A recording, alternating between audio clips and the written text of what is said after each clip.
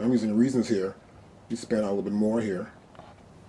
And if I press play, we're sending out MMC. It's in the preset already, right here on the MPK. I'll press stop. So we're controlling it through, this is the external controller.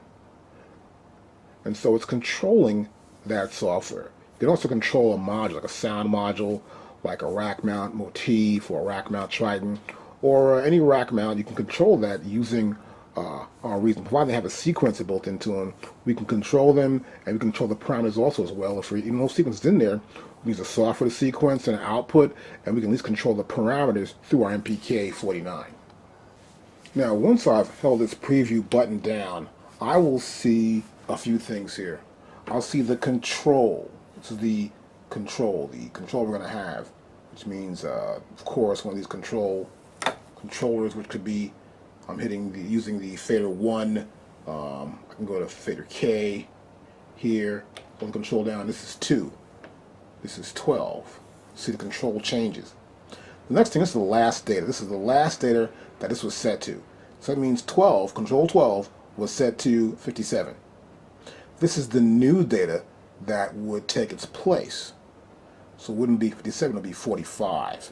So also to preview what's at the particular control change, what the data is, and I can set the new data for it. So it's going to 12. I want to set it maybe, let's say, to 57.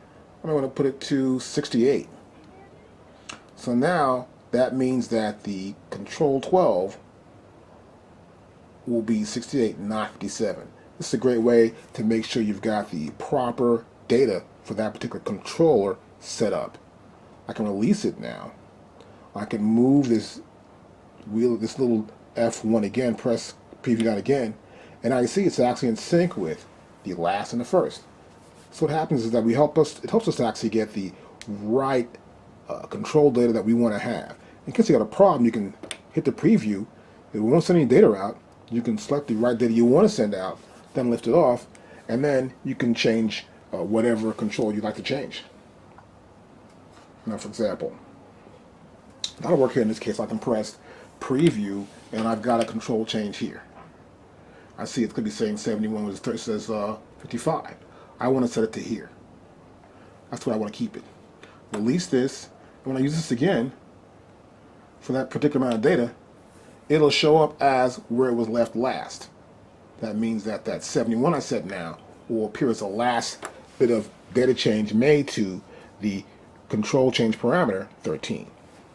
I'm going to go a few things here dealing with modes. First mode, of course, is our preset mode. Here we can have up to 30 different presets, and we can change them. So we go to presets here, and we can select the preset we want to select. We'll just, of course, turn a data wheel, find the preset we want, and we can press enter and we're in with that preset. Here we have our edit mode. This allows us to edit information in the preset. So this mode allows you to edit the configuration of your MPK49.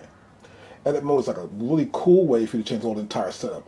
What happens is that in this mode, you can make changes to how the keyboard pads, how the knobs, how the sliders are all behaving. For example, if I wish to have a slider knob transmit a limited number of data, I can say, well, wait, I don't want this to do but so much, and this can do but so much here. Move this here to that, then press enter, and I've got it. So that means I've changed the data. I'm going to change the data here on one of these things, or change the data on a pad somewhere. Okay, this goes here. My data changes. I said, okay, great. Well, that's how we can change the setup on our MPK49 using our edit. There's our global, of course. We can go through many of the different global commands in global. We've just showed you preview, where we have preview, and we have program change. Now here in program change, I can change certain banks of sounds, let's say another sequencer. I have a module hooked up to my MPK49, and I want to use the bass sounds in the other bank or the other program. I'll just go to here, tell what program I'm going to do. I'll say I'm going to do this program here. I'm going to change the program. I'll pick the bank or the program I'm going to change. I'll press enter, and that information will be changed, and it will tell that machine to play the banks. This makes it easier rather than having to go over to the module and to physically change the settings on the module. I can do it from the MPK49.